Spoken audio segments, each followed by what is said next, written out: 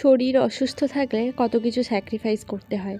তো আজ দুপুরের লাঞ্চ মেনু আমি তোমাদের সঙ্গে শেয়ার করব। এটা সম্পূর্ণ আমার একার লাঞ্চ মেনু। তো দেখো, প্রথমে একটা প্লেটে সাদা ভাত নিলাম। ওই দুমুঠো মতো সাদা ভাত নিয়েছি। সঙ্গে নিয়েছিলাম 2 টুকরো পাতিলেবু, আর সঙ্গে নিয়েছিলাম কয়েক টুকরো শশা। শশা আমার রোজ দিনই খেতে হয়, শশাটা খেতে আমার রোজ দিনই ডক্টর বলে দিয়েছেন। তো ওই জন্য কয়েক টুকরো শশা নিয়েছিলাম। আর এদিকে নিয়েছিলাম দেখো আলু আর পাকা লাল টমেটো সিদ্ধ, আর নিয়েছিলাম একটু করলা সিদ্ধ, আর সঙ্গে নিয়েছি এদিকে কুমড়ো সিদ্ধ আর পেঁপে সিদ্ধ। পেঁপেটাও রোজ আমার ভাতের সঙ্গে থাকে, তবে সিদ্ধ, তবে পেঁপে সেদ্ধ ঝোল সব রকমই আমি খাই।